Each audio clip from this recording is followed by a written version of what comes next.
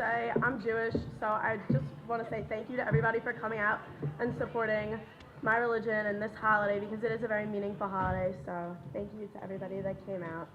So big clap for that. Today we had a Seder. We brought together 5 different schools, 2 high schools, 3 intermediate schools to come together to talk more about the Seder. Not a lot of times students in the school get to know what a Seder is, so we try to bring different kids here who never experienced it before.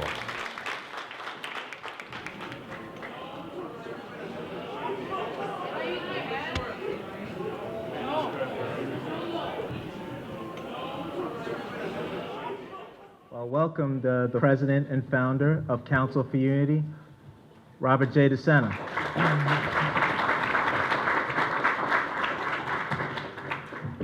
Welcome.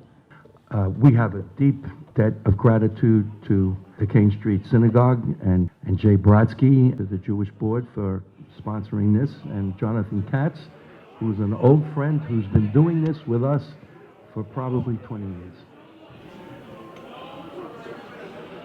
We have worked in many of the public schools in the city, including Dewey High School, where the Council for Unity was actually born. And several people who were mutual acquaintances of mine and Bob DeSena's put us together. And we've been doing this model Seder for many years now, for decades.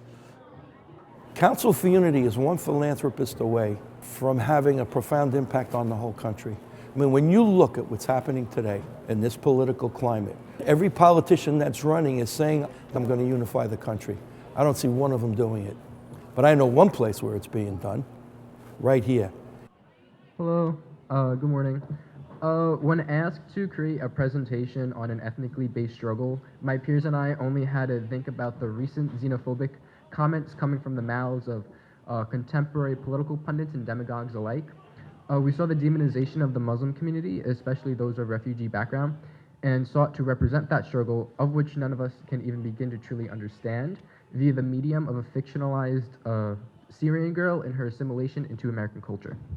Well, the idea of a multicultural Seder really came from a brainstorming between Bob and me to take advantage of the structure of a Seder, which is the journey from oppression to freedom.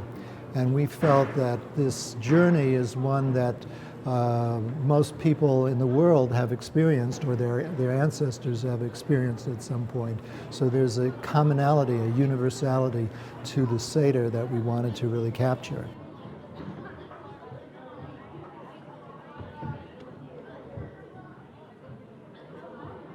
Introducing a poem is called Heroes and Villains. Let's not forget them. Let us not forget the bad people, the ones who kept their people in check, the anti-Semitism and the anti-feminisms, the ones who started a wreck, the villains who killed millions. While looking for a great leap forward, Mao ended up starving the nation. The special thing about each Seder is that it brings kids from so many different backgrounds together, and it helps them to really connect and to value each other and to appreciate the struggles and the journeys that each other have gone through. Today we want to honor late Maya Angelou, who has left us nearly 2 years ago, 28 May 2014, and recognize her as a dragon slayer. She was an influential figure who spoke out against racism as a civil rights leader and shared with the world her experience through poetry and other writings. Maya Angelou, you continue to be an inspiration to all of us. This is a poem titled Cage Bird by Maya Angelou.